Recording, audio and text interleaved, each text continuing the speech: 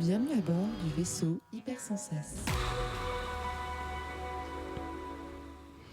Eh les gars, c'est quoi le truc sur la table là? C'est super dur, on dirait une pépite d'or. Ouais, je viens de croquer dedans là, j'ai failli me péter la dent en fait. C'est fou, on dirait c'est aussi dur que le bouclier de Captain America. Non mais arrêtez, c'est des cookies que nous a ramené Mathieu. Oh les bâtards.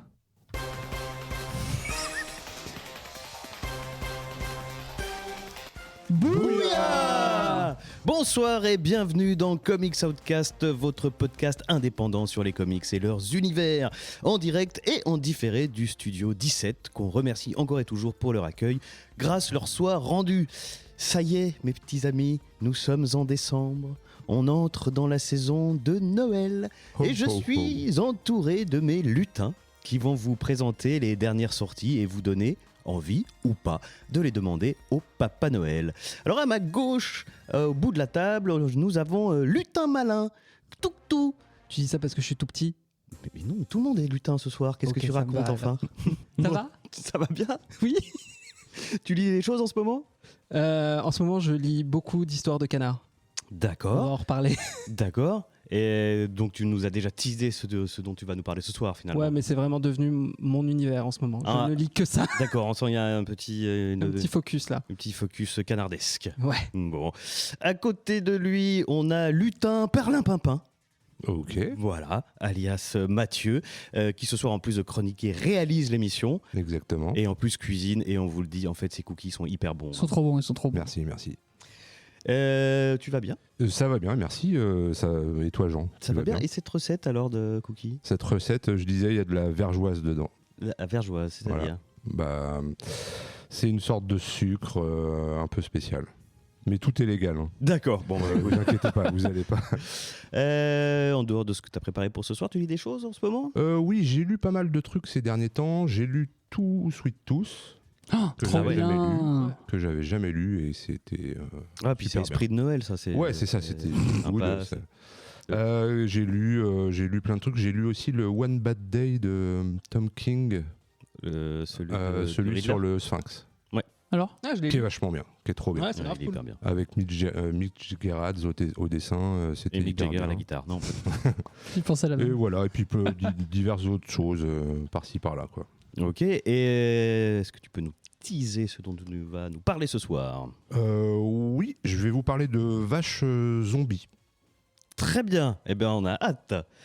Et enfin, à ma droite, Lutin Crétin. Parce Oh, qu'il en fallait un. C'est terrible, c'est terrible. Et que c'est tombé sur toi, c'est totalement injuste. C'est parce que j'ai proposé 4 blagues d'intro foireuses. Oui, mais t'as eu le mérite de les proposer pendant que oui. nous on séchait. Tu vas bien sinon? Ça va très bien, ça va très bien. Bon, tu lis des choses en ce moment? Ouais, je lis After Death de Scott Snyder et dessiné par le grand Lemire.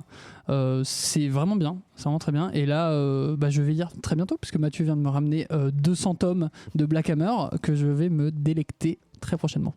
Très bien, et tu nous dis ce dont tu vas parler ce soir? Je vais vous parler de la très très grande Amérique, celle qui nous fait vibrer. Très bien. Bien, quant à moi, je suis Jean Voca sans le A et c'est moi qui vais vous accompagner ce soir dans cette émission qui aura 2 parties. D'abord les reviews et ensuite le focus. Le focus, c'est la partie sur laquelle on se penche sur une œuvre dans son entier pour vous en parler, pour la décortiquer. Et les reviews, il s'agit de 3 nouveaux titres présentés par nos chroniqueurs qui en ont chacun lu les 3 premiers numéros et qui vont nous les présenter et dont nous allons débriefer ensemble. Voilà, je crois que vous avez toutes les infos. Vous êtes prêts? Oui. Alors c'est parti, comics 205. Ouh là là, c'est pas parti, t'as vu, hein, tout Non. allait bien, il n'y avait pas une à côté. Au dernier moment, la plantade, c'est terrible. Allez, comics Outcast numéro 254, c'est parti.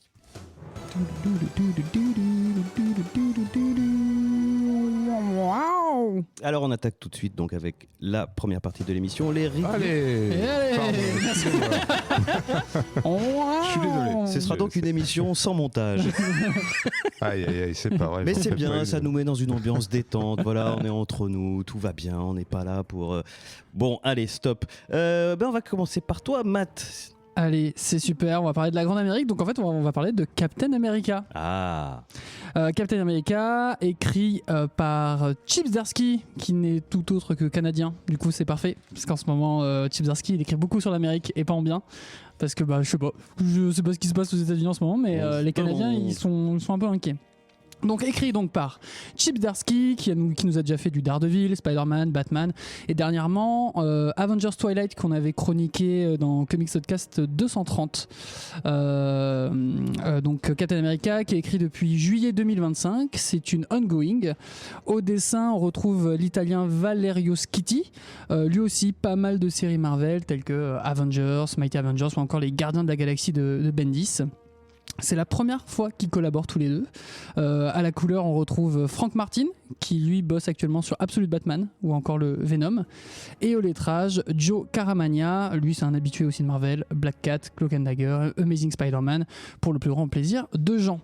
Bref, c'est une très très grosse équipe Marvel, c'est que des habitués de la firme, mais ils n'ont jamais bossé vraiment ensemble, donc c'est la première fois qu'ils y vont pour un récit on ne peut plus sérieux. Alors de quoi ça nous parle ce nouveau Captain America ? Eh bien il faut comprendre que ça prend pas forcément part à la chronologie actuelle Marvel. Donc oubliez l'événement en cours One World Under Doom et oubliez même un peu le Captain America que vous connaissez, puisqu'ici Chip Zdarsky a voulu prendre un nouveau départ.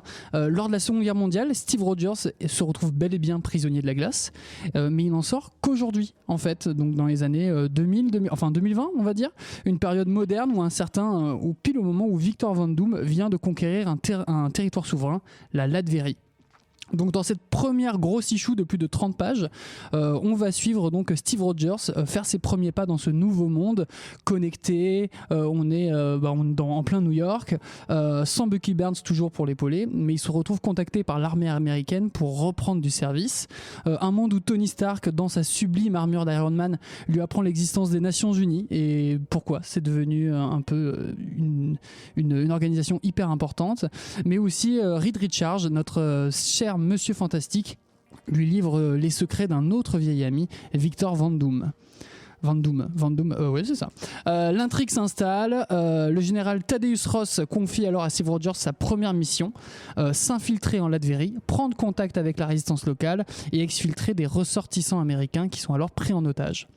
Et pour l'aider, il est accompagné d'une équipe de soldats expérimentés appelés les All Commando et bien sûr de Captain America. Bah oui en fait, parce qu'il n'y a pas eu de Captain là depuis un bail. Donc les Américains, l'armée américaine, ils ont tenté de créer un nouveau Captain America avec un nouveau super sérum. Bon, ça a l'air de fonctionner, puisqu'on fait la rencontre de Dave Colton, donc, qui est l'actuel Captain America. Imaginez un bel homme roux, ce qui est l'avantage, on peut vite le comparer à Steve Rogers qui est un bel homme blond, donc c'est plutôt pratique pour les différencier les deux. Et tout au long de l'intrigue en fait on va basculer entre le passé de ce Dave Colton, de son enfance jusqu'à sa dernière mission en Afghanistan, et le présent avec cette mission d'infiltration où maintenant en fait se côtoient deux Captain America, l'un un peu old school, l'autre beaucoup plus moderne, l'un un idéaliste, l'autre l'était et ne l'est plus. Si la mission est commune, Steve ne peut s'empêcher de penser que l'occasion de faire tomber Victor Von Doom est trop belle, pensant sûrement naïvement que faire tomber la tête d'un dictateur entraîne forcément la paix. Et oui, on n'est plus dans les années 40. Alors que Captain America et le chef de la résistance font face à Victor Von Doom, Dave Colton, le Captain America moderne, retrouve ce qu'il reste des otages américains, s'il en reste. Lorsque l'un des Captain America est trop naïf, l'autre se remémore le fiasco de sa dernière mission et au bord de l'échec et pris de doute, nos deux héros vont devoir sortir de ce piège latvérien. Je vais pas aller plus loin, je pense que ça résume plutôt bien. C'est pas simple pour moi de parler un peu de ce Captain America parce que je trouve que l'intrigue elle se débloque complètement à l'issue numéro 4. C'est-à-dire que sur les 3 premiers numéros, on a vraiment de la mise en place.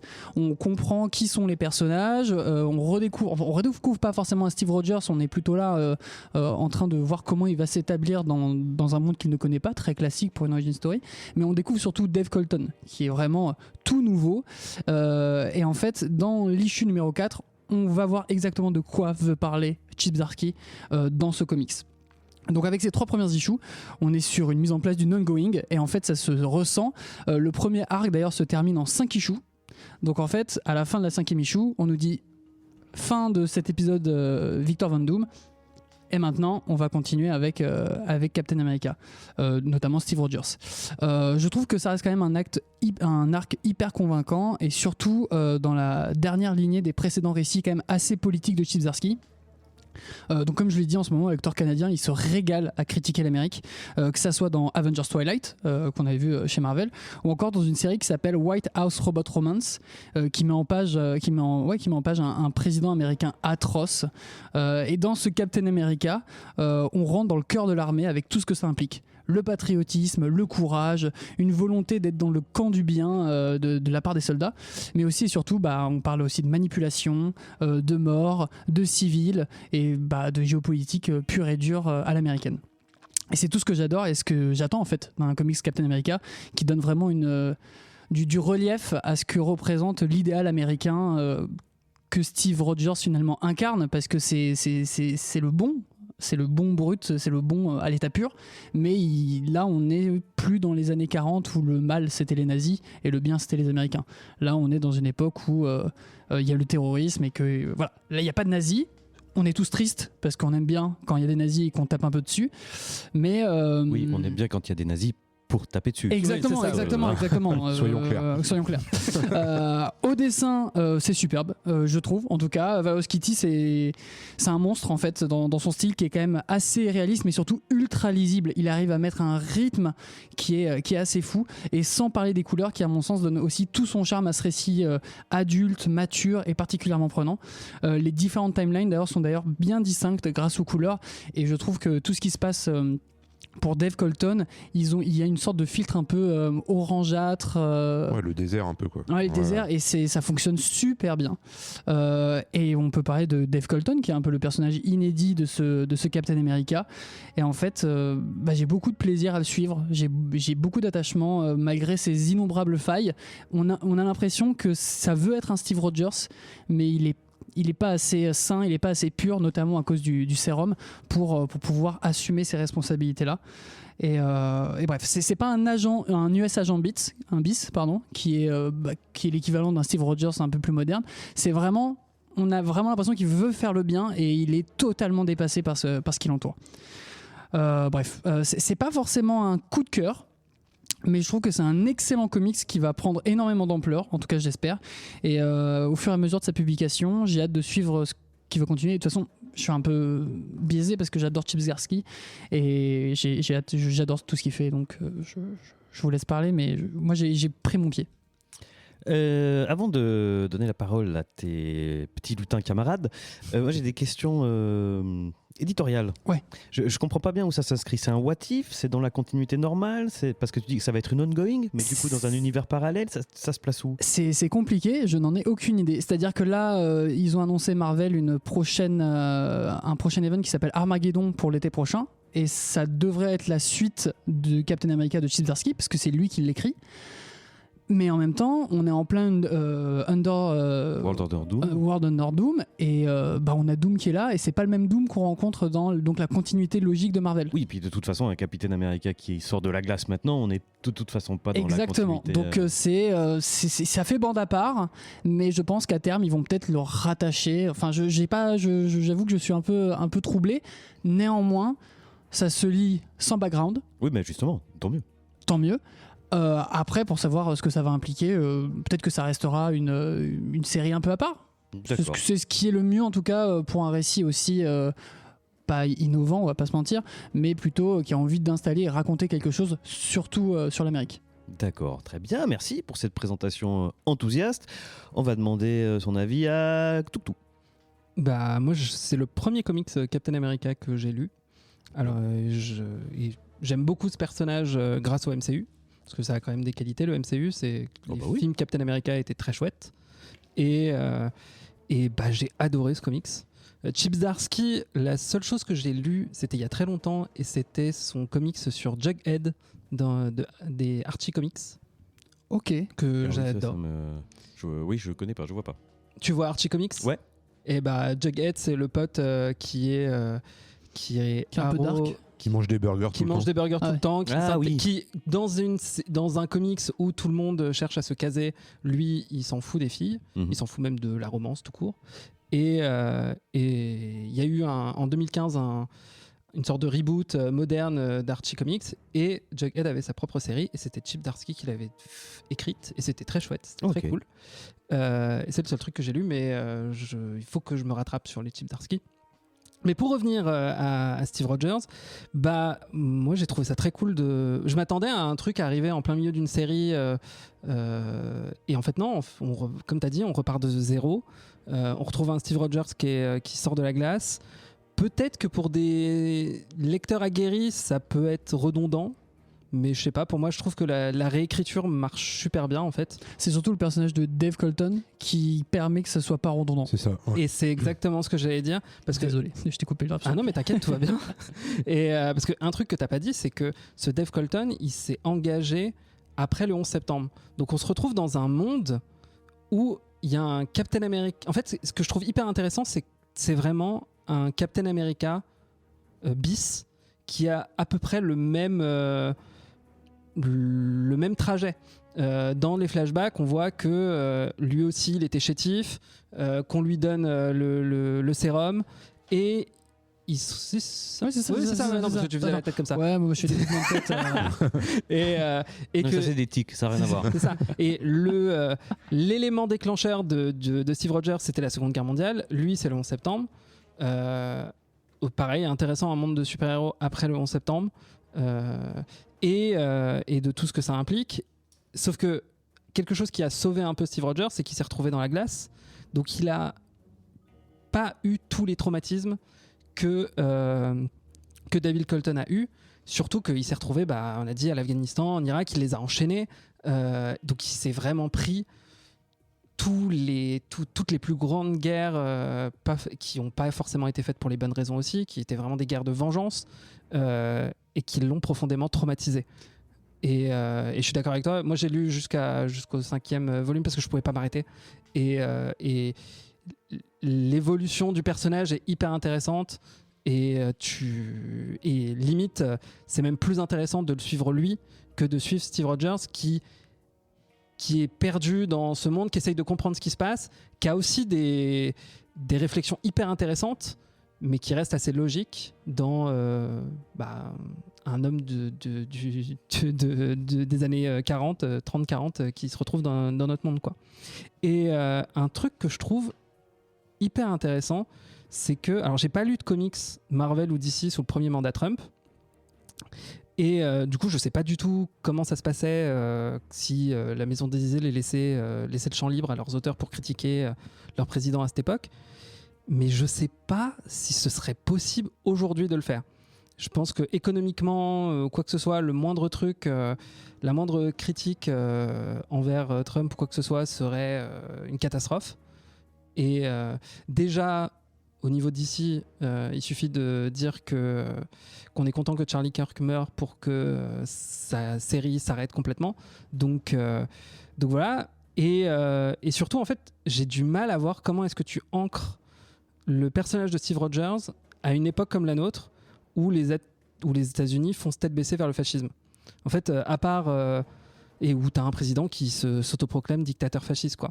À part envoyer Steve directement à la Maison Blanche pour casser la gueule de Trump, je vois pas quoi faire d'autre. Et du coup, c'est pour ça que je trouve ça pertinent de le renvoyer dans le passé, de le retrouver, enfin, de repartir de zéro comme ça, et de le voir avancer dans cet univers. En plus, comme tu as dit, le côté il y a un nouveau Captain America, c'est aussi intéressant. Il tease aussi le fait qu'il y a peut-être d'autres Captains d'autres pays. Donc pareil, ça je suis très curieux. Bref, déjà sur l'histoire en 5 volumes, en 5 numéros, l'histoire se tient super bien, c'est très bien dessiné. Et j'ai qu'une hâte, c'est que ça continue, quoi. Bien, merci. Donc un deuxième immense oui. Est-ce que ça va être un home run ? Eh ben ouais. Moi j'ai trouvé ça super. Merci Matt de Écoutez, de rien. Remercier Chip Zdarsky, c'est quand même lui le GOAT. Merci de me donner une raison de m'enthousiasmer enfin pour une ongoing, et de super-héros qui plus est, parce que c'est un peu ma marotte ces derniers temps, c'est que j'arrive plus à m'y intéresser. Et là franchement, c'est super. le côté hyper politique du truc, c'est assez couillu parce que vraiment, enfin ouais, on se demande. Je pense qu'il a le droit de faire ce qu'il veut, quoi, Chip Zdarsky. Ce qui est assez dingue dans le contexte actuel. Ouais, j'aime bien le côté un peu du coup dystopique de l'histoire, quoi. Enfin, où vraiment c'est une origin story un peu comme classique, mais mis dans un autre contexte, et c'est hyper intéressant. Je trouve. Enfin, j'ai lu quelques trucs sur Captain America et je pense que c'est la première fois qu'ils font un truc dans ce style. Et effectivement, l'arrivée de l'autre Captain, là, David Colton, ouais. Et c'est super. Enfin, ça donne une construction des deux personnages en parallèle qui est vachement bien, quoi. Parce que lui, il arrive dans un monde où la limite entre les gentils et les méchants est clairement pas définie, quoi. Enfin, et il se confronte au Captain où lui, pour lui, il y a les méchants et les gentils, et les gentils doivent aller casser la gueule des méchants, quoi. Et je trouve que la construction des deux persos comme ça en parallèle, c'est hyper bien.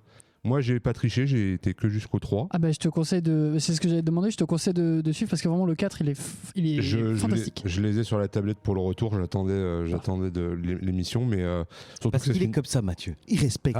Oui, j'entends. On s'est donné des règles, moi je les suis. Non, je suis très rigoriste, je suis désolé. Et donc, non, c'est vraiment hyper bien. Les dessins, excellents aussi. J'ai pas lu grand chose de lui, mais vraiment, c'est top. Et les couleurs sont super. J'adore, comme tu dis, le filtre sur les images de flashback et tout.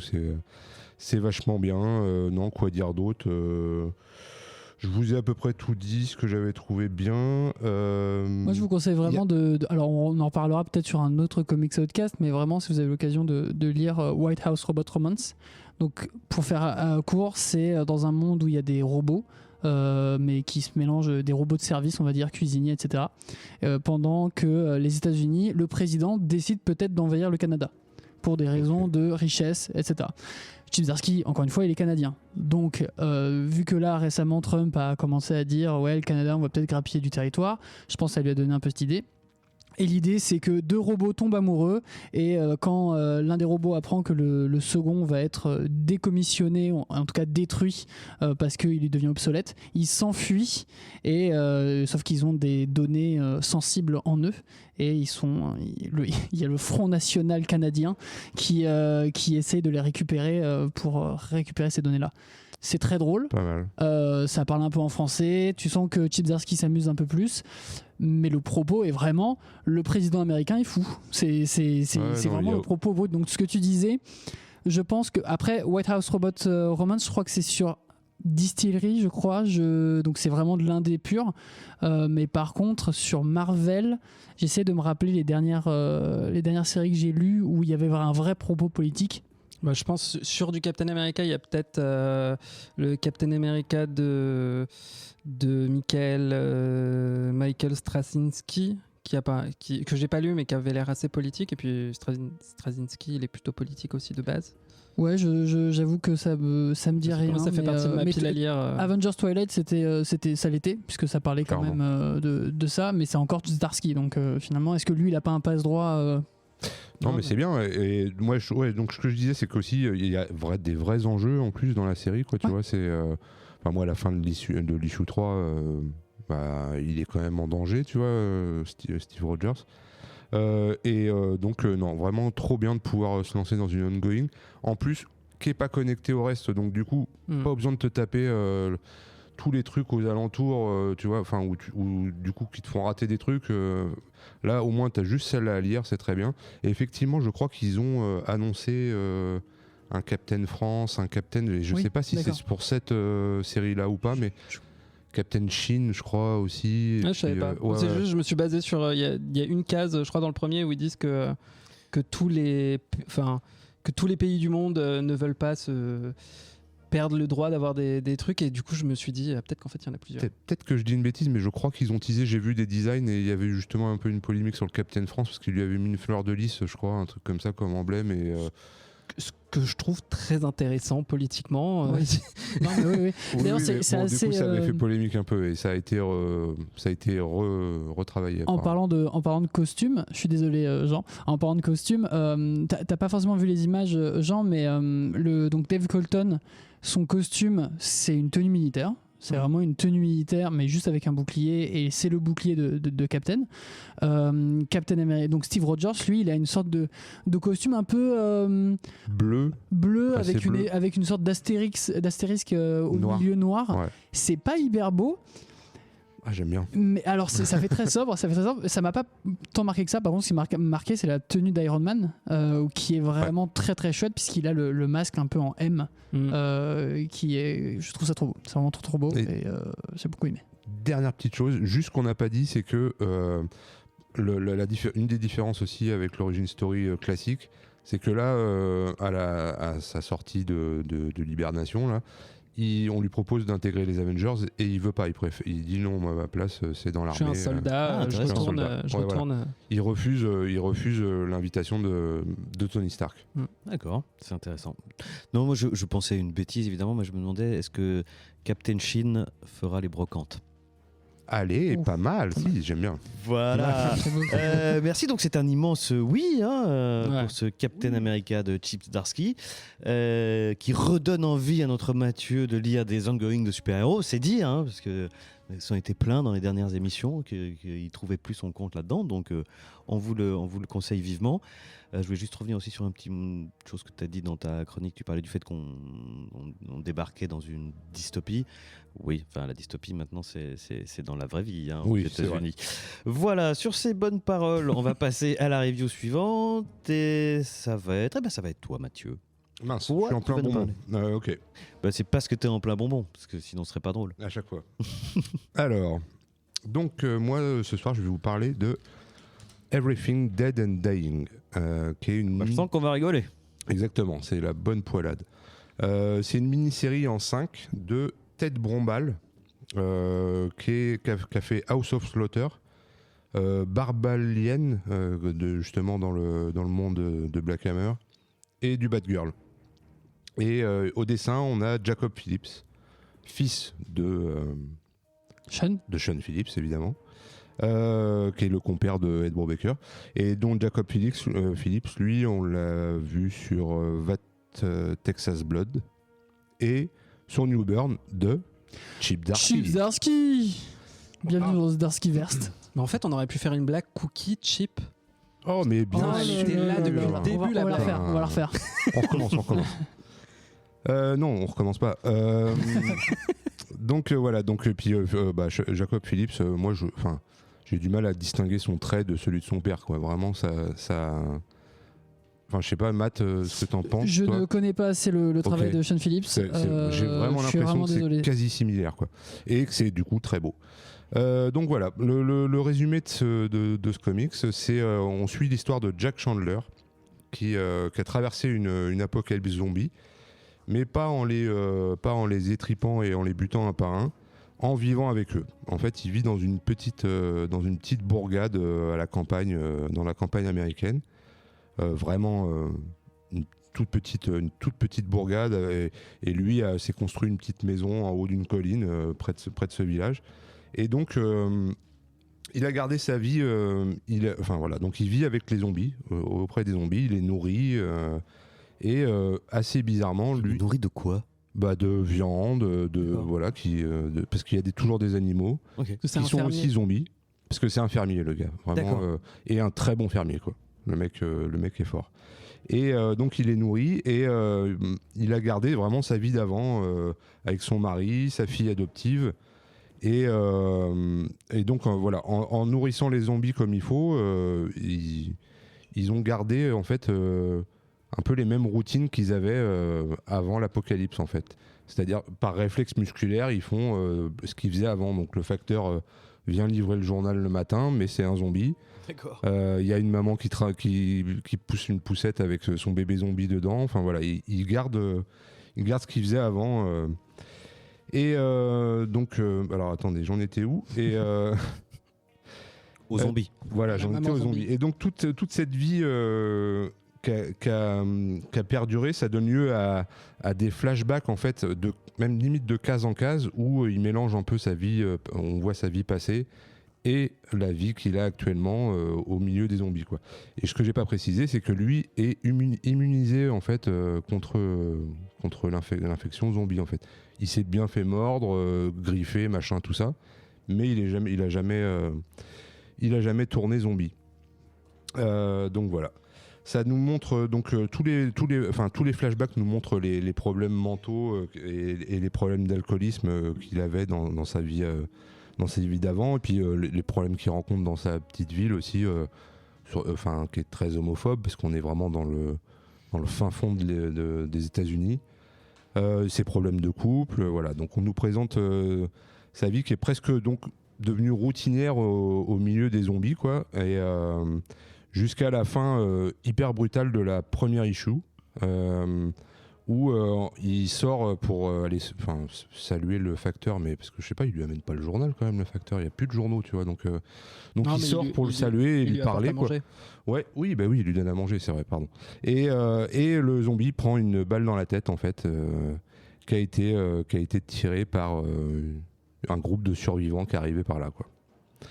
Donc voilà, j'en dirais pas beaucoup plus, je pense, parce que c'est en 5 et il faut quand même garder un peu de... Ah, donc c'est en 5 c'est que en C'est en 5, ouais. Ok, Ouais. d'accord. Et ça, je trouve ça très bien, parce que ça va être une histoire de zombies vraiment rapide. Enfin, moi, je trouve que c'est une super réussite. Une histoire très courte comme ça pourrait d'ailleurs être tout à fait un spin-off de Walking Dead. Le groupe de survivants qui vient pourrait être totalement un groupe qui vient d'Alexandria et puis qui tombe sur ce mec qui de l'extérieur est complètement taré en fait, puisqu'il vit au milieu des zombies. Le matin il fait le petit déj avec son mari zombie et sa fille zombie. Donc voilà, c'est tout de même donc voilà, pardon, je perds ce que je voulais dire. On est autant sur une histoire de post-apo qu'une histoire d'amour, et aussi très psychologique et de famille et tout ça. Le point de vue est super original, puisque donc là les méchants c'est vraiment les personnes qui veulent tuer les zombies. Enfin voilà, ça renverse un peu le truc qu'on a d'habitude dans ce genre d'histoire. Putain, j'arrive pas à me relire, j'écris vraiment comme un CMD, quoi. C'est fou. Ah, je suis désolé. Mais non. Attends, je vois ton cahier d'ici, mais pas du tout. Bah, c'est terrible. C'est des hiéroglyphes C'est peut-être un zombie qui les ont Donc écrits. voilà, on a déjà vu ce genre de comportement dans Walking Dead, des mecs qui sont, notamment au tout début avec Herschel, je crois, qui garde des zombies dans sa grange en pensant que machin. Mais ça avait jamais été aussi approfondi en fait. Voilà, et ça, il y a aussi un côté très religieux dans le comics, où lui est très religieux. Dans le groupe de survivants, il y a un autre personnage qui est assez religieux, mais leur vision en fait de l'apocalypse est totalement diamétralement opposée en fait, et ça c'est intéressant aussi. Il y a un sous-texte aussi, je l'ai dit, sur la religion, voilà. Et sinon, moi j'ai trop hâte que les 2 derniers sortent. Là pour l'instant il y en a que 3 de sortie. Le dernier vient tout juste le troisième vient tout juste de sortir. Et c'est donc publié chez Image, je sais plus si je l'ai dit, et en collaboration avec le label de James Tynion IV qui s'appelle Tiny Onion. Tiny Onions. Ouais, voilà. Et moi je trouve que c'est le meilleur comics de ce soir, haut la main. Waouh. Waouh. Et je vous clash. Ok. Alors qui veut prendre la parole? Tout. Moi je suis d'accord avec Mathieu. Bon bah fin C'est de le clash. meilleur On espérait du sang, des larmes, des tripes. Je suis d'accord. Le sang arrive plus tard. Hein. Le sang arrive plus tard. Ok. Bon, Mais- vas-y, donne-nous ton avis. C'est Avec plaisir, bien sûr. C'est simple, juste sur 3 issues, chaque issue m'a mis KO à chaque fois, quoi. J'ai chialé devant. Au début, quand j'ai lu le résumé, je me suis dit encore une histoire de zombies proposée par Mathieu. Waouh. Mais je crois que non, enfin la dernière fois c'était des zombies. C'est vrai? C'était quoi? m'en rappelle C'était Bunker 51, non, je sais même plus. Ah oui, c'est vrai. T'as Escape raison. from News from the Fallout. C'est ça, oui, ouais, rien à voir. Et en fait non, c'est profondément émouvant, quoi. Enfin, la dévotion que Jack a pour sa famille, pour sa ville, c'est hyper beau à voir, quoi. Surtout qu'en plus, quand tu le mets dans le contexte que c'est un homme gay qui a vécu dans une petite ville Où personne l'aimait, quoi. où personne ne l'aimait, où il a plus de mauvais souvenirs que de bons avec eux, et pourtant, il fait sa mission première qui est de nourrir tout le monde. Enfin, c'est la première fois que je vois autant d'humanité envers des zombies. Je suis sûr qu'il y a plein de films où on voit ça, mais moi en tout cas c'est la première fois que je vois ça. En fait, souvent on voit peut-être dans des films quoi que ce soit des gens qui sont juste qui vivent autour de zombies mais qui les respectent pas forcément, ou juste qui les tolèrent. Là vraiment il Respecte ton zombie.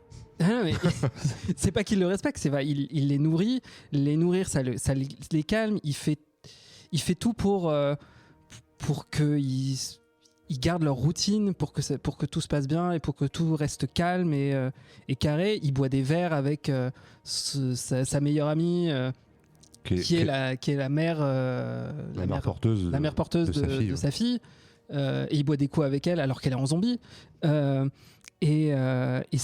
Voilà, ça fait du bien en fait de lire un récit de post-apo zombie où tu as un protagoniste qui utilise des méthodes douces pour survivre. Et en fait, comme tu as dit, c'est quand tu as des survivants qui débarquent, Et ça vole en éclats, ouais, justement. que tout vole en éclats, que tu as peur et que t'as pas peur pour... t'as peur pour les zombies, quoi. Et c'est terrible. Et le dernier point que je trouve hyper bien fait, c'est les visions qu'a Jack qui s'entremêlent en fait entre ses visions du passé et qui sont souvent les dernières discussions qu'il a eues avec ses proches. Et ça se superpose à la réalité. Tout le monde est un peu mort et vivant en même temps. Et c'est jamais confus en fait. La narration est super fluide. Tu sais toujours où t'es. Même au début du premier numéro qui joue à fond le flou. C'est déstabilisant, mais c'est dans le bon sens parce que après on retrouve très vite ces petits et du coup on vit pleinement le point de vue de Jack qui alterne entre souvenirs joyeux, entre horrible réalité, et en fait il s'accroche à ses souvenirs pour pas perdre la boule, quoi, alors qu'il a déjà la santé mentale qui est complètement ravagée. Et en fait, si c'est aussi fluide, c'est grâce à la coloriste Pip Martin. J'en ai pas parlé, t'as raison d'en parler. Parce qu'elle gère avec brio les changements de ton, juste avec un changement de palette de couleurs, quoi. Quand on est dans un souvenir joyeux, c'est hyper flashy, c'est des couleurs très chaudes, très vives. Lumineux et tout. Ouais. Et en fait, au fur et à mesure, ça se ternit. Et quant à la réalité autour, là, c'est tout gris, c'est tout moche. Et c'est magnifique, quoi. Vraiment, rien que de penser à Jack qui nourrit son village, qui s'occupe de tout le monde, j'ai des frissons et j'ai envie de pleurer, quoi. Vraiment, ça m'a vraiment ému. Et par contre, attention, c'est si vous êtes sensible à l'homophobie, tout simplement, forcément, il en prend plein la gueule. Mais il est aussi défendu à un moment par. Oui, heureusement, mais voilà. Ouais, non, mais c'est pas tout noir non plus. Oui, bien sûr. Et ça, c'est chouette raison. aussi. Donc un immense, oui, ça donne super envie. Hein. Ah ouais, non, mais vraiment, trop c'est vraiment trop bien. Matt. Bah oui, évidemment, oui, évidemment. Je rebondis sur l'équipe je trouve aussi le lettrage parfaitement réussi, notamment dès qu'on va avoir un coup violent, il va y avoir un lettrage très très omniprésent, et je trouve que c'est vraiment le quatuor là, il est totalement complémentaire. On n'a pas trop parlé du dessin de Jacob Phillips. Oui, c'est vrai, j'ai pas du tout parlé de ça. Comme son père est vraiment un habitué du polar, parce que je crois que ses deux premiers travaux c'était aussi du polar. Ouais.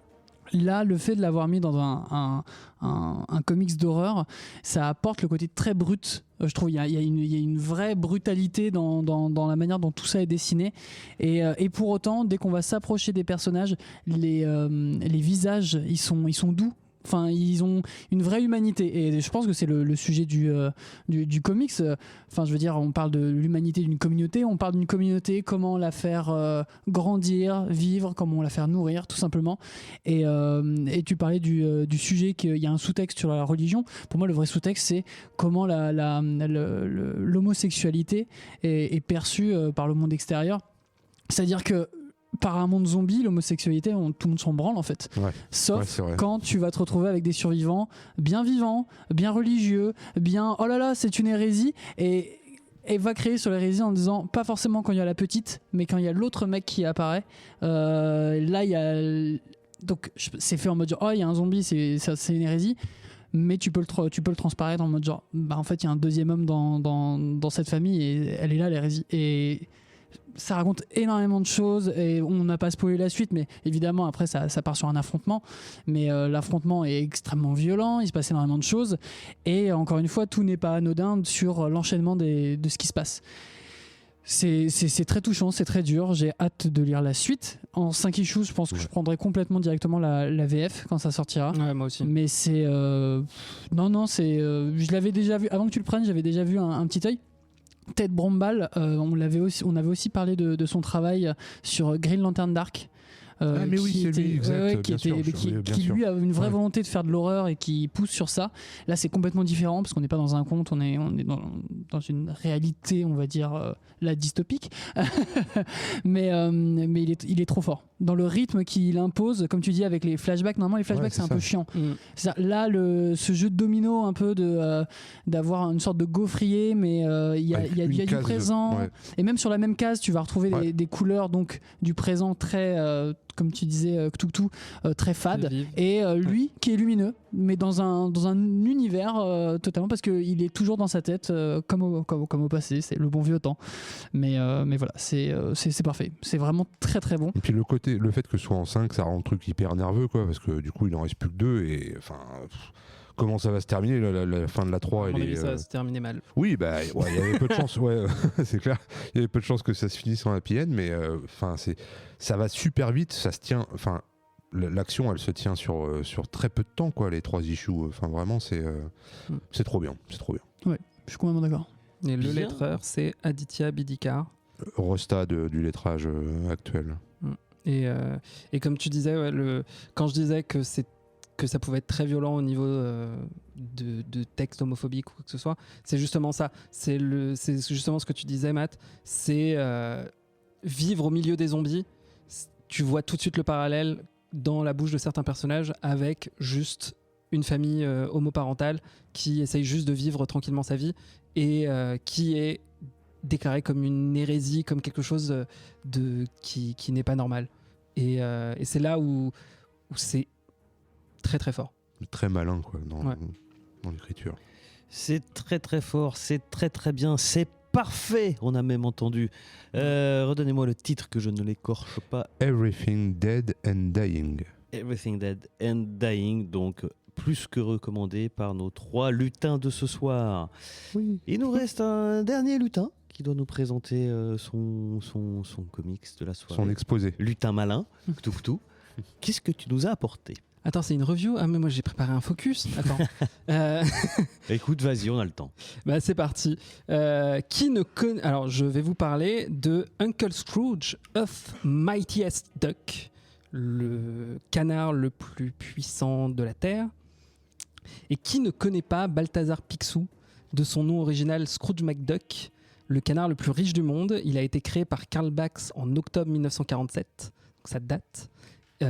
Et s'il est d'abord décrit comme un vieil oncle acariâtre, avare et évidemment immensément riche, il obtiendra très vite le titre d'aventurier au point de devenir aussi populaire que son neveu Donald. Et on va le retrouver dans des cartoons, des films, des jeux vidéo, ça vous savez tout ça. Et au moment où sa popularité battait de l'aile avec la retraite de son géniteur, c'est sous la plume du génial Don Rosa que Picsou prendra son envol comme véritable icône de la bande dessinée. Même bande dessinée américaine. Et parmi toutes les histoires que Don Rosa écrira, il va écrire la plus culte et la plus importante de sa carrière, The Life and Times of Scrooge McDuck, connu en France sous le titre de La jeunesse de Picsou, qui a été publié entre 92 et 94. C'est une œuvre exceptionnelle qui va redéfinir le personnage, changer à tout jamais comment on écrit Picsou. Et en 12 numéros, Rosa nous raconte comment un jeune Écossais né dans la pauvreté a pu faire fortune grâce à son travail et sa persévérance dans une Amérique en pleine ruée vers l'or. Et avec l'objectif de Rosa de regrouper toutes les bribes qu'a pu écrire Bax sur le passé de Picsou dans une histoire cohérente, canonique et intégrée à la grande histoire, celle avec un grand H. 30 ans plus tard, la publication d'histoires de Picsou et sa famille a continué, que ce soit chez Disney ou curieusement aussi chez IW, à partir de 2015, alors que Marvel a racheté en 2012. Et il faudra quand même attendre 2024, donc l'année dernière, pour que des comics Disney soient publiés sous la direction de Marvel. Et tout a commencé avec une histoire inédite de Picsou, Uncle Scrooge and the Infinite Dime. Et le dime, c'est quoi déjà ? C'est le sou, c'est un sou, Ouais, c'est le sou, ouais. le sou infini. Scénarisé par nul autre que Jason Aaron, que vous connaissez bien mieux que moi, qui est l'auteur sur du Wolverine, sur du Thor, sur du Avengers, sur Absolute Superman récemment. Et qu'est-ce qu'il a pondu de beau ? Un Picsouverse of Duckness, un one-shot boursouflé de références à Barks et à Rosa, où un Picsou qui n'a jamais rencontré ses neveux découvre comment voyager dans d'autres dimensions et décide alors de devenir le canard le plus riche du multivers en volant tous les coffres-forts des Picsou alternatifs. Bon, c'est pas très original, mais ça avait le mérite d'être plutôt joli, en plus d'être une potentielle chouette introduction à l'univers de Donald. Donc voilà, ça se lit. De toute façon, c'était un one-shot, ça va.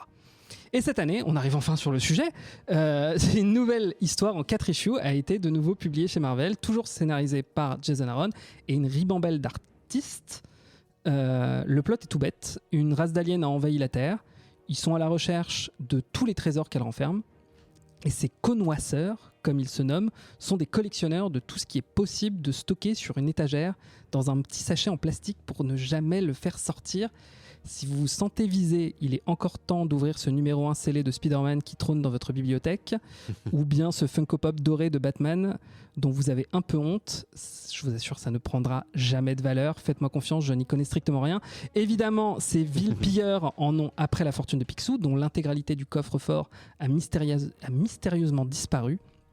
Seul Picsou sait où se cachent tous ces trésors qu'il a entassés, et les connoisseurs comptent bien aller le chercher au fin fond de sa mémoire. Ça me fait penser à une histoire de Picsou, ça. Ok, c'est pas grave. Et cette mémoire, au fil de l'histoire, elle est en train de se détériorer, avec le risque que Picsou oublie qui il est. Heureusement, il n'est pas tout seul. Il peut compter sur ses neveux, Donald, Riri, Fifi et Loulou, ainsi que l'ensemble de ses lui du passé qui l'agrippent avec lui au fur et à mesure qu'il plonge dans ses souvenirs. Bref, je m'excuse pour mon interminable intro. Aucun souci. En fait, en choisissant ce comic, je m'attendais pas du tout à tomber dans un trou obsessionnel pour le canard. Le vortex. Vraiment, je me suis mis à relire toute la jeunesse de Picsou.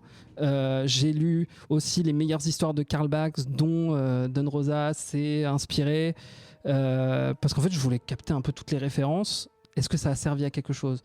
Pas forcément. Et puis c'est mieux que ce qu'on a lu là. Et c'était beaucoup mieux que ce qu'on a lu là. C'est bien ça le problème. Parce que je suis un peu déçu en fait.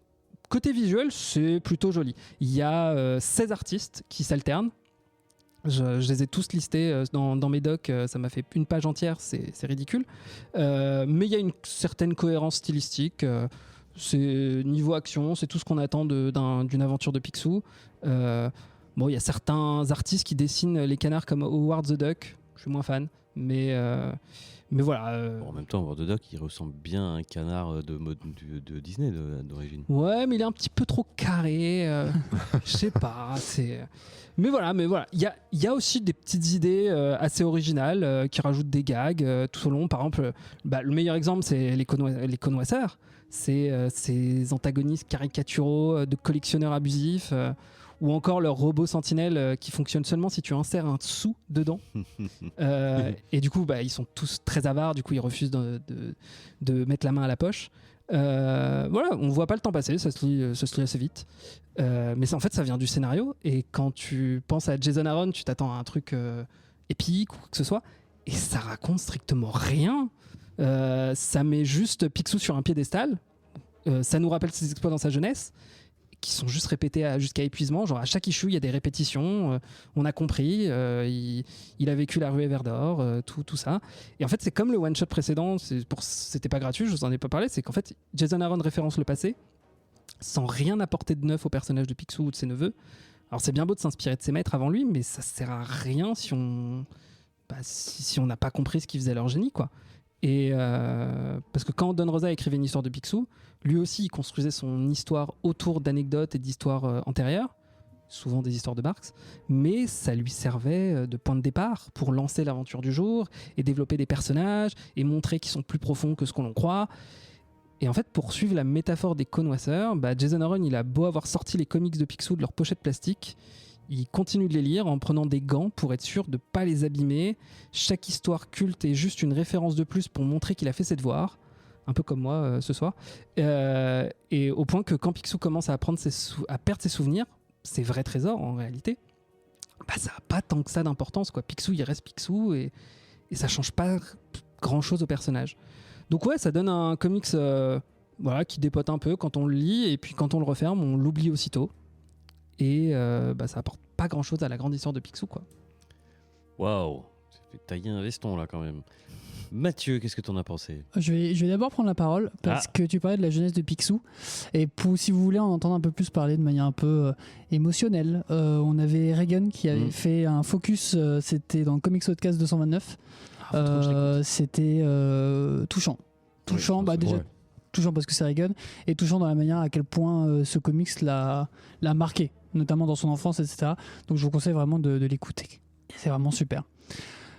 Très très très bonne remarque, Lutin Crétin. Je vais changer ton, j'espère, ton pseudo parce que là je vais devenir Lutin Vénère. Là tu vas L'oncle Picsou là, vraiment t'es gentil, hein, parce que vraiment c'est interminable.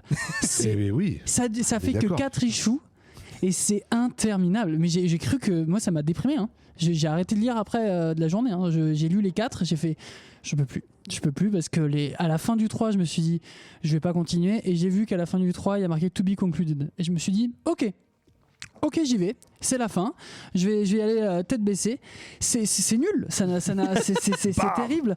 En fait j'attendais rien, et c'est quand même ça qui est fou, et je suis quand même déçu parce qu'à un moment je me suis dit cool, est-ce que ça va faire une sorte de petite parallèle avec Alzheimer, essayer de nous parler que le principal c'est les proches qui sont près de lui, etc.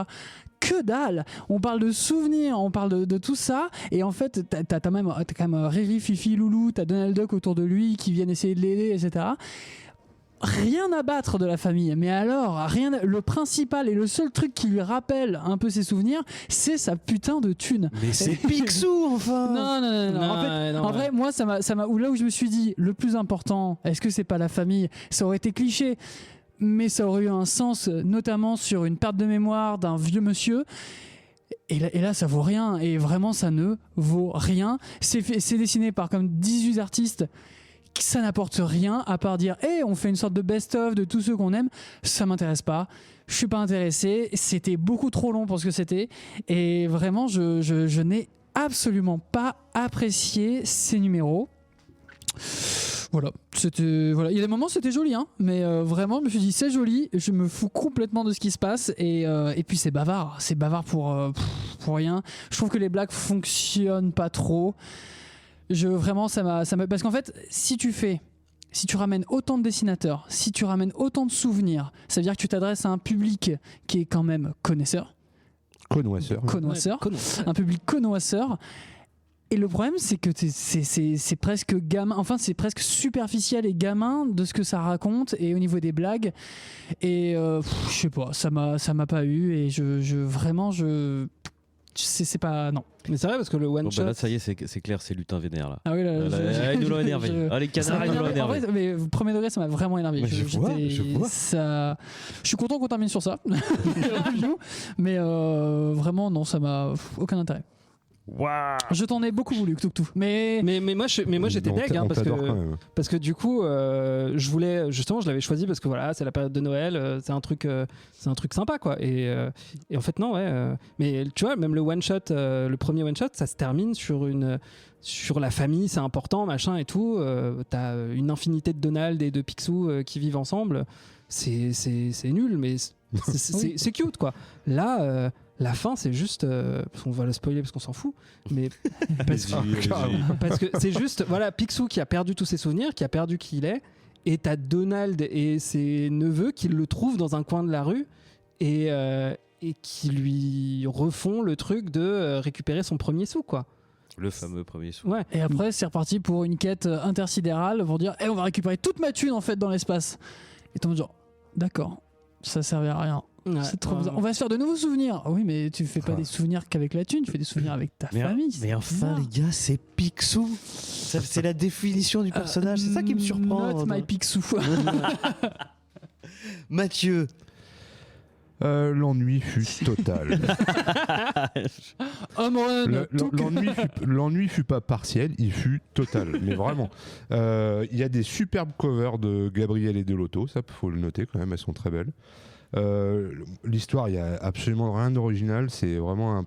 Alors, je pense que le point positif de ce truc-là, c'est de nous donner envie justement d'aller explorer justement ce dont tu parlais, la jeunesse de Picsou. Moi, j'ai jamais lu ça. Enfin, j'ai lu beaucoup de Picsou quand j'étais petit, mais ça en particulier, je sais pas si je l'ai lu. Et effectivement, ça donne envie parce que je pense que ça s'adresse effectivement à tous ces fans en fait qui seront.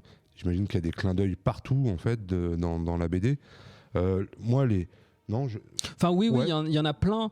Et en fait, ils sont très décevants, quoi. Ah, ok, bah super. Tout est décevant. C'est la destruction finale, cette Ah ouais, cette putain. review de fin. Oui. Il en faut bien une.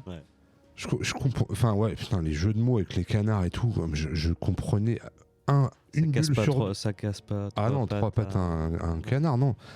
Enfin, les jeux de mots, il y en a des tonnes, tu vois, et c'est dur à lire, je trouve. Moi, enfin, quand il se présente, il a 15 000 titres, un peu comme dans Kaamelott, là, le magicien, je sais pas si vous voyez, là, pourfendeur de je sais pas quoi et tout. Enfin, c'est long à lire, et justement, ouais, moi, j'ai mis, sans déconner, enfin, j'ai mis peut-être deux jours à lire le truc, tellement j'ai trouvé ça long.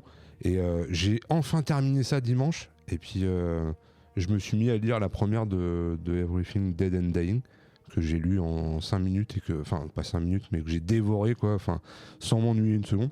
Là vraiment, enfin, bon, effectivement, il y a un défilé de stars au dessin. Alors je vous fais vite fait la liste des plus connus. Il y a Ezadri Beach, Kamon Collie, je crois qu'on connaît un peu lui, Adam Kubert, Mahmoud Asrar, Nick Bradshaw, Mircea Andolfo. Enfin vraiment, c'est une dream team du dessin. Bon voilà, je pense que Jason Aaron, il a voulu se faire plaisir et faire plaisir aux fans, mais pour nous, c'était pas un gros plaisir, quoi. Voilà, moi ça va quand même, je suis content que tu aies pris ça parce que ça va me donner envie de me plonger dans les trucs de Don Rosa, mais ouais. Ah bah, je peux te conseiller, hein. Je les ai tous lus, les tie-in, les trucs. Je suis au taquet, là. Ok, bah cool. Et d'ailleurs, tu l'as proposé pour le club de lecture, j'ai vu le premier Oui. tome. Oui. Donc voilà. Et en plus, moi, je me suis un peu fait avoir parce que quand j'ai vu la cover, j'ai vu Marvel et tout, je me suis dit, ok, ça va être un espèce de crossover. Bon, on en bouffe à toutes les émissions des crossovers, mais je me suis dit, pourquoi pas, ça peut être marrant. Mais non, c'était pas ça. Bien, ainsi se conclut ces reviews sur une note, sur une mauvaise note. Hein. Alors, on a tout donné. Picsou S'il se relève après ça. Le Picsou de Jason Aaron n'emporte pas. Donc, si on fait un bref résumé, on va dire les canards, non. Captain America, oui. Faites la connaissance de cette réinvention de Captain America et surtout, adopte ton zombie avec Everything Dead and Dying. Merci mes lutins pour cette review. On va passer à la partie suivante de l'émission, le focus.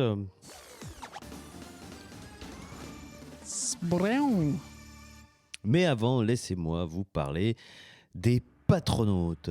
Qui sont les patronautes ? Les patronautes sont ceux parmi vous, parmi nos auditeurs, qui se rendent sur patreon.com, un site qui permet de faire des micro-dons et qui nous permettent ainsi à nos émissions, aux différentes émissions du vaisseau Hypersensas, de continuer à exister tout simplement. C'est grâce à vous, grâce à eux, qu'on a du matériel toujours à la pointe.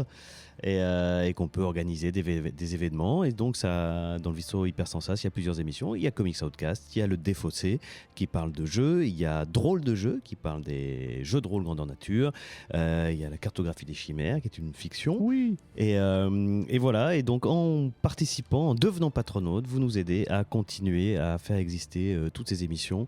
Il y a le Contrecast aussi qui est en pause, mais qui va peut-être réapparaître, on ne sait pas. Oui, c'est une annonce en exclusivité.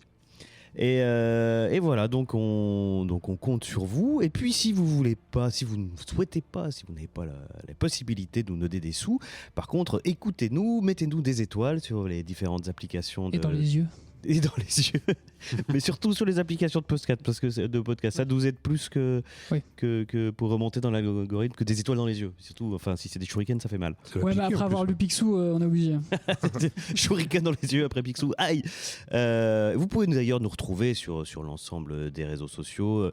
Sur Comics Outcast, il y avait le Bouya Comics Club. Il existe toujours techniquement, mais bon.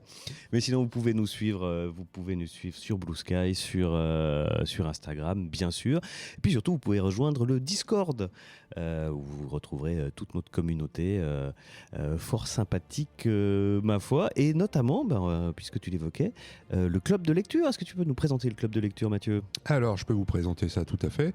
Très belle phrase. Non, en gros, tous les mois, on choisit... Enfin, ceux qui veulent participer proposent une lecture. Alors, plutôt un one-shot ou plutôt un tome 1. Forcément du comics, forcément en français. C'est un peu les règles de... Je suis rigoriste, je vous l'ai dit. Mais c'est pas moi qui ai fait les règles au départ. Et donc voilà, au bout d'une semaine, on se met à voter. L'œuvre qui remporte le suffrage est lue par le club de lecture et on en parle en fin de mois. Voilà. Sur le Discord. Sur le Discord, pardon, oui. Et bien, sur un channel dédié. Sur un channel dédié. Voilà, donc par exemple, si vous avez envie de faire partie du club de lecture de Comics Outcast, n'hésitez pas à nous rejoindre sur le Discord du vaisseau Hypersensas. Et ce mois-ci, on a lu Spectators de Brian K. Vaughan. Il n'y a pas grand monde qui l'a lu, j'ai l'impression. Non, ça court pas les rues, les réactions. Là, c'est compliqué. Je l'ai pas encore lu. Je suis désolé, Mathieu. C'est pas grave, mais on est en fin d'année, on a moins de budget pour acheter les bouquins et voilà, peut-être que. Ah bah oui, il y a ça aussi. Moi, je l'ai pris, mais je n'ai pas encore eu le temps de le lire. Eh ben bravo. Et je vais même pas le lire tout de suite parce que je vais te le prêter. Oui, merci. Trop gentil. Bien, on va donc enchaîner sur la deuxième partie de cette émission, ce qui est le focus ce soir. Vous, mes lutins, vous allez nous présenter une œuvre finie qui vous a particulièrement plu, enfin je crois, qui vous a particulièrement marqué. Quelle est cette œuvre et qui va en parler ? C'est moi qui vais en parler, Matt Perdumatic, et on va parler de Middle West, Ouais. Middle West qu'on avait chroniqué dans Comics Outcast 126, chroniqué par Ketrus. J'ai pas écouté, c'était trop vieux. J'ai pas eu le temps, non, j'ai pas eu le temps. Après Picsou, j'ai passé une période du désert, c'était compliqué. Ça t'a fait beaucoup de mal, je sens que ça t'a fait beaucoup de mal. Ça m'a marqué, ça va encore me marquer pendant des années. Dès que je vais voir un canard, je vais prendre peur. Donc Middle West, c'est écrit par Scotty Young, dessiné par Jorge Corona, et à la couleur, on a Jean-François Beaulieu. C'était en 18 issues dans Image Comics. Ça a commencé en novembre 2018, ça a fini en juillet 2020. Chez Urban Link, alors c'est d'abord sorti en France en Urban Link en 3 tomes, 3 petits tomes à partir de 2020. Et après, il y a une intégrale en grand format Urban qui est sortie en 2024, donc l'année dernière. Magnifique. Elle est splendide. C'est la première fois qu'ils collaborent tous les trois artistes. C'était la première fois parce que depuis, on a eu Celui que tu aimes dans les ténèbres en 2022 et Aucune tombe assez profonde en début 2025 qu'on a aussi chroniqué.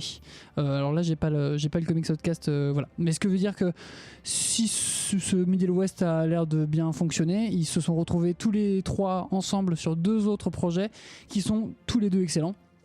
Tout est excellent, c'est simple. Les 3, c'est une dream team. On va parler de ce que c'est, ce petit Middle West. Donc en fait, on va suivre Abel, un jeune garçon vivant à Farmington avec son père. Un matin, il a une panne de réveil pour distribuer le courrier dans la ville.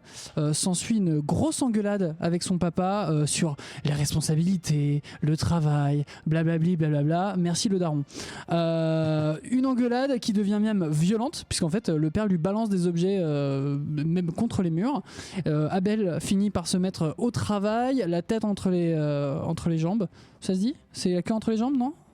C'est la queue Je sais pas ce que tu veux dire, mais. Tout, il s'avère qu'il retrouve un ami renard qui lui parle parce que pourquoi pas. On aime bien les renards. Et bien sûr aussi il retrouve aussi d'autres jeunes en vélo. L'après-midi se passe, il a du mal à distribuer son courrier et la situation va finir par déraper lorsque les copains d'Abel le poussent à voler 2-3 trucs dans un magasin. Pas de chance, il se fait rattraper et les parents sont appelés. Les retrouvailles avec son père sont électriques. On apprend d'ailleurs dans cette engueulade que la mère est partie du jour au lendemain. Le père le reprochant à Abel. Elle n'était pas prête à être mère, tout allait bien avec toi, tout allait bien sans toi, elle ne m'a pas quitté, elle est partie à cause de toi. Yes, merci papa, t'es vraiment un connard. Et là, c'est le drame, parce que le mot connard, il passe pas. Il passe pas, mais alors du tout. Son père lui donne une énorme gifle, si ça peut s'appeler une gifle, c'est presque une grosse mandale. En donnant cette gifle, il se transforme de rage en une sorte de tornade avec des yeux énormes, des yeux jaunes énormes, et en criant Abel. En mode sort. Alors, je vais essayer d'imiter la voix de la tornade. Abel! Je l'ai tout à fait entendu comme ça. Exactement. Je suis le doubleur de la prochaine adaptation. Effrayé, Abel et le renard fuient la zone en grimpant dans un train et fuient en fait complètement Farmington. Mais la tornade, en essayant de la poursuivre, touche du bout du doigt le cœur d'Abel, lui laissant une marque sur le corps indélébile. Et nos deux personnages parviennent alors à fuir Farmington vers une contrée qu'ils ne connaissent pas. Bienvenue à Middle West. Dans le train, ils vont se faire attaquer par deux petits brigands et finalement un mystérieux gourou sorcier guide spirituel appelé Jeb intervient pour leur prêter main forte. En gros, c'est un clodo avec un grand bâton avec une ampoule et en un haut. grand impair. Un grand impair, ouais. Tout ce qui fait une grosse barbe. Tout à fait C'est confiance en lui. Gandalf, quoi. C'est Gandalf. C'est Gandulf, exactement. Gandulf. On l'appellera Gandulf. C'est Jeb Gandulf. Il leur propose, en leur prêtant main forte, il leur propose d'ailleurs refuge chez lui. C'est une sorte d'amas de tout et n'importe quoi. Il y a un bus scolaire en haut d'une sorte de débris continu. Il y a une entrée de parc d'attractions. Il y a des guirlandes. Enfin bref, c'est Disneyland. Pour les clodos. Lors d'une discussion entre nos trois personnages, Abel découvre que la marque laissée sur son corps s'illumine dès qu'il se met en colère. Pire, elle grandit petit à petit. Si Jeb n'est pas capable de l'aider, il lui propose de l'accompagner vers Magdalena, une puissante magicienne / voyante qui aura sûrement les réponses. Peu rassuré par le look clodo de notre ami Jeb. Je tiens à préciser que le mot clodo n'est pas pris à la légère parce qu'il l'appelle clodo, oui, le renard ça. Et le Abel. D'accord, c'est pas toi qui es méprisant. Non, pas du tout. Je n'oserais pas. En tout cas, je le trouve hyper stylé. Abel et le renard donc décident de partir en solitaire dans cette aventure et de se lancer alors dans une quête qui les mènera loin.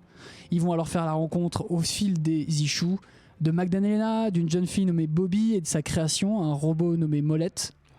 Incroyable nom de robot. Ils rencontreront aussi une divinité, mais on va aussi visiter tout le Middle West, de la grande ville morte jusqu'aux campagnes exploitées par un industriel faisant travailler en esclavage des enfants. Mais toute cette aventure ne se fait pas tranquillement, car le père d'Abel est prêt à tout pour retrouver son fils. Je vais pas mentir, encore une fois, ça tombe bien, j'adore Scotty Young, ça fait 2 auteurs préférés dans ce que j'aime. Je l'ai découvert en tant que dessinateur, Scotty Young, et j'adore complètement son style. Sur Kid Paddle, c'est ça ça pourrait. Et j'ai commencé surtout à lire certains de ses récits.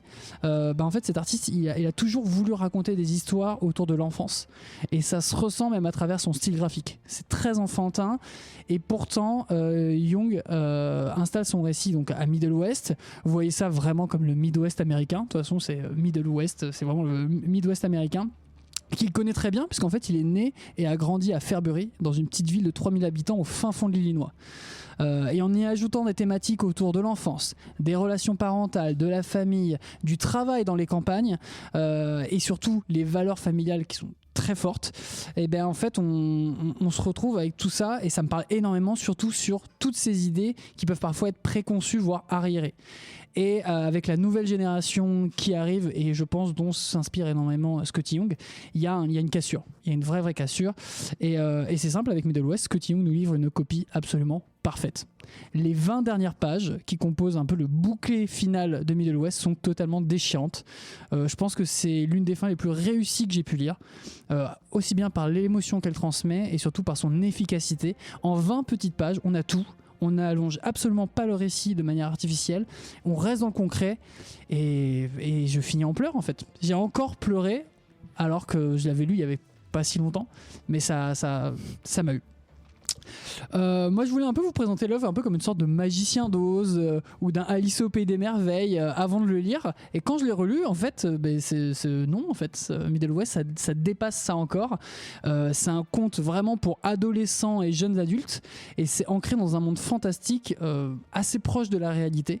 J'avais oublié même à quel point le récit était violent, vulgaire et d'une brutalité assez frappante. On en avait parlé dans un des comics podcast récemment sur Blade, Red Band, où on se disait, ou je crois que c'est toi Toutou qui disait, je ne comprends pas, ah non c'était Charnot qui disait, je ne comprends pas pourquoi c'est un Red Band. Et donc c'est toi, Toutou, pourquoi c'est un Red Band, donc un truc jugé adulte, et les insultes étaient masquées. Ah là, y a pas, là on y va, hein. Là c'est porte ouverte, et s'il faut insulter la terre entière de tous les noms, on y va. Mais je trouve que ça rajoute une sorte de brutalité, ouais, de quelque chose d'assez marquant. Et c'est pas gratuit, c'est pas juste un putain à chaque phrase, quoi. Non, clairement, c'est pour vraiment toucher les gens. Tout est évidemment souligné par le dessin de Rory Corona, qui a un style assez anguleux, et avec les couleurs et les teintes de Jean-François Beaulieu, qui est un français, qui nous offre vraiment des sublimes moments. Vraiment le comic c'est super beau. J'ai une toute petite réserve par moment, je trouve que le dessin est tellement chargé que je comprends pas trop ce qui se passe. Où je me dis, ok, il y a une scène notamment qui me revient en tête autour d'un pont qui s'est effondré, et en fait je ne comprends pas ce que je suis censé voir. Et ça concerne 2-3 cases maximum, mais c'est vrai que par moment c'est un peu étonnant, surtout que tout le reste est vraiment du pain béni pour les yeux, parce que c'est absolument magnifique. Les idées de design sont super. J'ai pas encore investi dans le grand format, mais il s'agit là vraiment du seul sacrilège de mon existence, parce que je ne comprends pas pourquoi j'ai toujours pas acheté ce grand format. J'ai toujours les 3 petits Urban Link que je me trimballe partout, c'est super, mais vraiment pour profiter des dessins de Rory Corona, c'est un must-have. Et en fait je vous conjure, hein, achetez et lisez Middle West. Ça restera pour moi un des petits chefs-d'œuvre de ma bibliothèque, et je trouve ça étonnant en lisant toute l'histoire de Scotty Young, que cette œuvre ne soit pas plus reconnue, parce qu'il y a absolument tout pour en faire un classique du comics young adulte. Waouh, merci pour cette présentation, j'ai envie de dire enthousiaste et émouvante et complète. Et moi je l'ai lu, là j'étais en train de refeuilleter la fin et ça me recollait des frissons. C'est une pure merveille. Mathieu? Ouais, pareil, gros coup de cœur, je l'avais jamais lu. Moi je trouve qu'il y a quand même un gros côté Magicien d'Oz quand même. Oui, tu dis que ça va au-delà, mais on peut difficilement penser à autre chose dans les œuvres connues. D'ailleurs, Scotty Young a mis en BD Le Magicien d'Oz. Oui, c'est pour ça que en fait, vu qu'il avait fait Oz chez Marvel, il a fait vraiment toute l'histoire d'Oz, qui est vraiment super, hein, encore, c'est super bien dessiné. Là, c'est lui qui dessine et qui écrit. Ouais, donc c'est vraiment, il est en total, et donc il y a le style très enfantin de Scotty Young. Là, dans Middle West, le fait que Rory Corona prenne la main et que lui ait envie de raconter quelque chose de plus alors je dirais pas terre à terre, parce que ça peut pas se passer, ça reste de la fantasy, mais il y a quelque chose d'un peu plus adulte, je trouve, dans son Middle West, et notamment le dessin de Rory Corona, level up, on va dire, le Oz de Scotty Young. Ouais, et puis ce personnage, je sais pas quel âge il a 12 ans ou 13 ans, quoi. Ouais, c'est un gars, oui. Il est lancé dans un monde terriblement noir et tout, dans des histoires. C'est chaud, quoi, ce qui lui arrive. On souffre avec lui, je trouve. On avait parlé de l'Arme X il y a quelques émissions où on se demandait s'il y avait un personnage qui avait autant souffert que lui dans un comics. Là, Abel, c'est pareil, il en prend bien plein la gueule. C'est avec peu de zones d'espoir en plus. Il y a si quand même l'amitié qu'il découvre et puis cette famille qui se constitue, mais je veux dire, ils se font mettre en esclavage. Ça va vraiment très loin en fait là-dedans, quoi. Et non, moi, j'ai pas grand-chose à rajouter.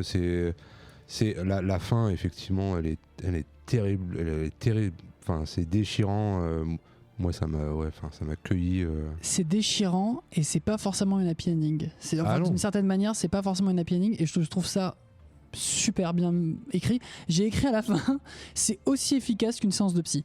Et je pense que je vais pas parler de mes daddy issues, mais je me suis beaucoup reconnu dans le récit et ça m'a donné espoir de me dire ok, la situation est telle qu'elle est, tout n'est pas forcément à pardonner, mais il faut avancer dans la vie. Et je trouve ça vraiment super et ça va loin aussi bien dans la psychologie de Abel que la psychologie aussi de son père parce qu'on explore aussi ça, d'où vient le mal, d'où vient tout ça, et c'est vraiment super. Et même on remonte encore plus loin dans la famille. Ça parle en fait d'un truc qui est pas très connu, c'est la psychogénéalogie en fait, le fait de reproduire les mêmes erreurs dans les familles et moi, je sais que c'est un truc sur lequel je me suis assez intéressé en fait, et là c'est très très bien traité, quoi. Où vraiment il faut qu'il y ait à un moment donné quelqu'un dans cette famille qui dise stop et qui essaye de briser le cercle, de sortir de ce truc-là, quoi. Et c'est vraiment, c'est rien que d'en reparler, c'est touchant. C'est beau. C'est beau, c'est triste. On a envie de serrer les gens les gens qu'on aime dans ses bras après ce truc. Bravo Scotty. Sauf son père, mais après voilà, c'est comme ça. Bah si, en même temps, en plus. Parce si, quand même. Il y a tout dit non de la tête. Il y a quand même, je veux dire, effectivement, il se rachète pas, le père, mais voilà, on sent que lui aussi a vachement souffert aussi. Il a quand même eu un père à la con aussi, quoi. Et effectivement, lui a pas voulu briser le cercle, mais il a subi quand même des sales trucs aussi, quoi. Et juste, dernier petit truc, ça m'a fait penser aussi. Alors moi qui ai lu, pas tout en entier, mais Fable, celui qui joue le grand méchant loup, son père est une tempête aussi, en fait, et tout, et ses enfants sont... il y en a un qui est aussi une tempête, bref, ça rappelle un peu ça. Petite anecdote comme ça. Tout. C'est rigolo parce que le dernier focus qu'on a fait, on parlait d'un gamin avec un compagnon poilu à quatre pattes qui se fait jeter de chez lui par son père toxique. Et là, la seule différence, c'est qu'on remplace le daron lunaire par un daron cyclone. Mais en vrai, ça n'a pas grand-chose à voir avec Moonshadow, à part que c'est un récit, un voyage initiatique, où un jeune ado apprend à ne pas devenir comme son daron toxique, comme son daron colérique même. Mais vous le comparez au magicien d'Oz, sûrement parce qu'il y a un cyclone et que c'est la galère. Qu'il y a un robot, qu'il y a un parcours, qu'il y a la campagne, il y a beaucoup de choses quand même qui me font penser mais clairement, moi je l'avais pas vu. Moi j'ai plus, si je devais comparer Middle West à un classique littéraire, ce serait plutôt Pinocchio. Sauf ça marche aussi, ouais. Tu remplaces juste Geppetto par un affreux géniteur, quoi. Mais tu retrouves un peu le renard, c'est Jiminy Cricket. D'ailleurs, à un moment dans une case, il y fait référence. T'as le cirque qui devient une foire. Ouais, t'as Abel qui se fait enlever pour travailler dans un champ. Pareil, Pinocchio il manque juste une baleine en fait. Et on est bon. Il y a même à la fin, il dit que c'est pas un Minot boy. Moi, j'ai lu en VO. Contrairement à Pinocchio qui veut être un petit garçon. Mais à part ça, je trouve ça c'était super bien, quoi. Moi, comme je vous ai dit, j'ai fait un focus complet dans ma tête sur Picsou. Du coup, je me suis rendu compte qu'au bout d'un moment, j'étais pas sûr de le finir. Et ça se lit super bien, ça se lit super vite. Les 18 issues, je les ai lus en à peine un week-end. Et je pas non plus en lisant super vite, quoi. J'ai vraiment fait attention aux détails, c'est super bien. Et l'histoire est géniale.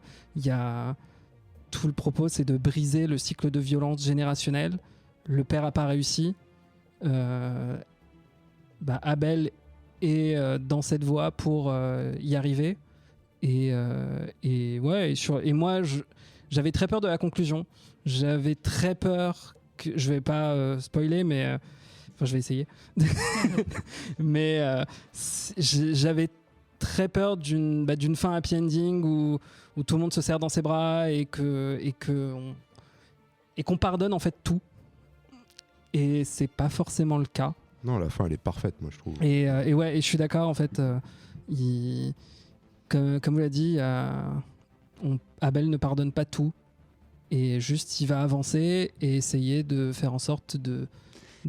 Il comprend mais il pardonne pas, quoi. Ouais, exactement. Et Mais ça, d'ailleurs, il n'y a pas que Abel, il y a aussi le monde, notamment autour de ce truc d'esclavage, où tu as aussi des tortionnaires, tous ces gens-là, où en fait tu fais monter les enfants en compétences, mais ils font aussi partie de systèmes, etc.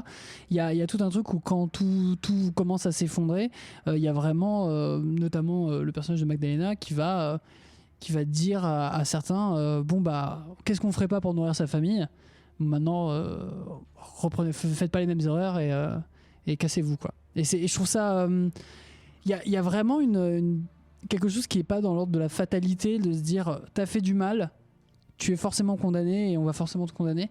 Il y a quelque chose de ça s'est mal passé, on a tous fait des erreurs, notamment Magdalena a aussi fait des erreurs, maintenant il faut juste faire mieux. Et je pense que Middle West, c'est vraiment le côté genre ok, on sait quel est le problème, maintenant il faut faire mieux. Ouais, c'est ça. On n'est pas pardonné de ses erreurs, mais tant qu'on décide d'aller, de travailler sur soi et d'aller vers le mieux, là, on a peut-être une chance de rédemption. Mais là, tout de suite, tu l'as pas forcément. Et c'est ça que je trouve hyper puissant avec la fin de Middle West. Et pour un récit qui s'adresse, pour moi, aux adolescents et vraiment aussi aux jeunes adultes, c'est pas commun d'avoir ce genre de discours, surtout venant aussi d'un Scotty Young qui est pas vieux non plus, je crois qu'il a la trentaine ou quarantaine, mais ça commence, c'est-à-dire que c'est mature aussi dans la manière dont on réfléchit le monde et dont je trouve que c'est, si j'avais des enfants ou si je dois le donner à quelqu'un, ce serait vraiment une lecture où tu peux lancer sur Machin d'Oz, Pinocchio, et ça c'est chouette, et à un moment donner du Middle West parce que le fond est vraiment foncièrement intelligent et bienveillant malgré les erreurs qu'on peut commettre. Ouais, moi je l'avais offert à ma fille et ça lui avait vachement plu, qui est pas hyper BD mais ça a hyper bien marché sur elle. Ouais. Depuis t'as un renard chez toi. Ouais, c'est ça. Et un dernier petit truc, pendant les 2 tiers du récit on voit une espèce de source d'énergie, une espèce de slime rose un peu, qu'on voit sur les machines, tout ça. Et au début, je me demandais ce que c'était, et au final, c'est de l'éthanol ou je sais plus. Oui, ça s'appelle l'éthol. L'éthol, ouais, c'est ça. Oui. Et donc, c'est là-dedans qu'ils se font, dans des champs d'éthol qui se font mettre en esclavage, et les champs sont magnifiques. Il y a des pages où on les voit de très loin et tout, et c'est juste sublime, quoi. Ça se ressent dans le rythme, et en fait j'avais pas fait j'avais pas remarqué ça. Je suis pour te dire à quel point j'étais vraiment ancré dans les personnages. C'est du world building en fait, c'est savoir dès les premières pages tu crées un endroit où tu as ce genre de produit. Ça prouve à quel point le récit a été étudié et a été écrit, en tout cas dans son ensemble de A à Z. C'est pas improvisé du tout, quoi. C'est pas un moment où il s'est dit attends, je vais faire 5 issues et après on verra ce que ça donne. Il y a vraiment un propos, et je trouve que dans le rythme ça se sent. Il y a assez peu de temps mort, et il y a les arcs, ils ont suffisamment d'espace de respiration entre chaque arc, parce que certains sont vraiment intenses. Un des arcs qui m'a le plus marqué, c'est autour de la divinité, qui est vraiment superbe. C'est vraiment trop chouette, et ça va se terminer donc sur un truc familial encore. Tout est trop bien. Je trouve vraiment, c'est comme tu dis, ça se lit très vite et je pense que ça le prouve. C'est le rythme, les dialogues, ça se lit super vite et j'ai été vraiment étonné parce que pareil, quand je l'ai lu, j'ai commencé à le lire dimanche, donc là on enregistre mardi. Je me suis dit, oh là là, ça va être une galère de tout lire. J'ai peur de, pareil, comme toi, Toutou, de me dire, je vais devoir sauter quelques trucs. Pas du tout. Ça se lit tellement bien. C'est tellement facile à lire. Ça se lit tellement bien. Eh bien, vous m'avez donné envie de le relire, vraiment. Et toi, t'as la belle version en plus, toi. Ah non, mais j'ai pas la méga. Ah, je croyais que t'avais- la méga Ouais. chez Urban, j'ai une intégrale en anglais. En anglais, c'est ça, ouais. En souple, mais qui est très chouette. Mais ouais, ça me donne envie de le relire. Je me souviens effectivement de cette construction d'univers, de ces bouteilles d'énergie que tu vois dès le début. Tu sais pas, du coup, on dirait un monde. C'est comme si c'était un monde. Ça me donnait l'impression que c'était un peu comme si c'était un monde dont le passé aurait été l'heroic fantasy, sauf que là on est au 21e siècle de ce monde-là, c'est-à-dire qu'il y a des voitures, hein, on dirait le 21e siècle, mais en même temps il y a des trucs qui font penser à de la magie, voilà. Ouais, moi, ça m'a un peu troublé au début parce que je pensais vraiment qu'on était au début dans un récit dans notre monde et qu'à un moment on basculerait dans un monde héroïque fantasy ou quoi que ce soit. Et au final, non, en fait. Mais même le renard, au début, je croyais que c'était une manifestation de sa psyché ou un truc comme ça. Ouais. Non, c'est un renard qui parle. Voilà. Et puis il y a zéro explication. Il y a un corbeau qui parle, il y a des robots. C'est ça que je trouve ça chouette. C'est vraiment Scotty Young qui te dit c'est comme ça en fait. C'est accepte. Laisse-toi Et t'acceptes très vite. Une fois que t'as Ouais, c'est compris ça, que ouais. c'était ok et que d'autres gens parlent au renard, tu dis ouais bon c'est bon. Oui, c'est vrai. J'accepte. C'est vraiment à partir de là où t'as le Gandalf hobo qui commence à parler au renard détente que je me suis dit ok, bon, Ok, c'est comme ça. le renard parle. Eh bien, merci pour ce beau focus, nous avons représenté cette belle œuvre.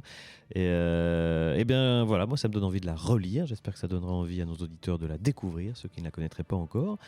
Et il me reste à vous remercier, petit lutin, pour cette formidable émission de début décembre. Merci à toi. C'était bien sympathique. On a eu dans l'ensemble des bien belles lectures. On va pas parler canard, ça va Non, encore mais en énerver vrai, notre ami. on a de la chance. On a eu vraiment trois belles lectures. Mhm. Et bon, un petit pas de côté, mais c'est pas grave. Ça arrive. Un peu de canard. En même temps, c'est rigolo quand on peut s'énerver un peu, c'est rigolo. Alors, où est-ce qu'on peut vous retrouver, les amis? Matt a perdu Matic. Eh ben, on peut me retrouver sur le Discord, toujours présent, toujours debout, malgré l'arrivée d'une fin d'année ciné très intense. Et sinon, sur Blue Sky, même si je suis pas là, mais je suis là, je vous vois. Toutou. Pareil sur le Discord et sur Blue Sky @tuktu et puis voilà quoi. C'est tout. Puis voilà quoi. Oh, Oh. pardon. Ah, Allez, merde, je fais n'importe quoi. aïe. Oh là là. Ouais, tu t'es fait avoir, moi On aussi. je me était suis Tout allait fait- bien. Tout Ça allait bien. Bon, alors où est-ce qu'on peut vous retrouver Matt a perdu Matic, où est-ce qu'on peut te retrouver? Eh ben, on peut me retrouver sur Blue Sky. Ah ouais. Oui. Ah, c'est Et le chaos, aussi c'est sur le le chaos. Discord. Voilà, je suis présent, on parle ciné, c'est super. Très bien, et toi, Toutou, où est-ce qu'on peut te retrouver? Ouais, pareil sur Discord et sur Blue Sky. Moi, je parle un peu de ciné, je parle de Pokémon et beaucoup de Picsou en ce moment. Je suis bloqué. Ah là là, je sais pas si ça lui a fait que du bien cette émission. Et Mathieu, où est-ce qu'on peut te retrouver? Eh ben sur le Discord aussi. À la console. Ouais, à la console à faire n'importe quoi. Et puis un peu sur Blue Sky, mais sans. Dans le Discord, sous quel nom? Parce que Ah, El Ramouche, pardon. Oui. El Ramouche. Oui, bien sûr, c'est vrai. Oui. Et sur Blue Sky, vraiment très avec parcimonie. Voilà. C'est D'accord. mon copain parcimonie. Oui, moi aussi je suis sur Blue Sky. Enfin, j'ai un compte, j'ai perdu les accès. Super. Voilà, Où est-ce qu'on peut te retrouver, toi, Jean? Sinon, vous pouvez me retrouver sur Instagram, je poste un petit peu. Et pour les Parisiens, ou les gens qui passeraient en région parisienne au mois de décembre, vous pouvez me voir sur scène au Café de la Gare dans une pièce de Jérémy Manès. Jérémy Manès, en parenthèse, qui est un traducteur de Émérite. comics, émérite, chez Panini et chez Urban. Voilà, la pièce ne parle pas de comics, mais enfin, il l'a écrite. Donc voilà, j'aurais plaisir à ce que vous veniez la découvrir. J'y suis allé. Et c'était super. J'ai même pu monter sur scène pendant la présentation, c'est faux. Non, en vrai, c'était excellent. C'est très politique, il faut quand même le préciser. Oui. C'est engagé. C'est très bien, c'est très bien. Et j'ai même pas dit le titre. Exactement. Et le Super titre, pourtant. c'est le pire premier encart de l'histoire. Voilà, bon c'est tout le titre. café de la gare pendant le mois de décembre. On a fait le tour, merci mes lutins. Mais merci Père Noël. Oh, oh, oh. Bonsoir à tous, on vous fait des gros bisous et à bientôt. Salut. Salut. À la prochaine. Non mais là, lutin crétin, c'était pas méchant. Non, mais je le C'était prends pas mal, je le prends pas mal. C'était pour la Je sonorité. vais venir dans ta maison, je vais passer par la cheminée et je vais tout cramer en fait. Bon, ok. Putain, violent, je l'ai dit, je suis Lutin. métamorphosé. Lutin vénère, ok. Bon. Eh bien, écoutez, si je ne me voyais plus, on saurait. Fin de transmission.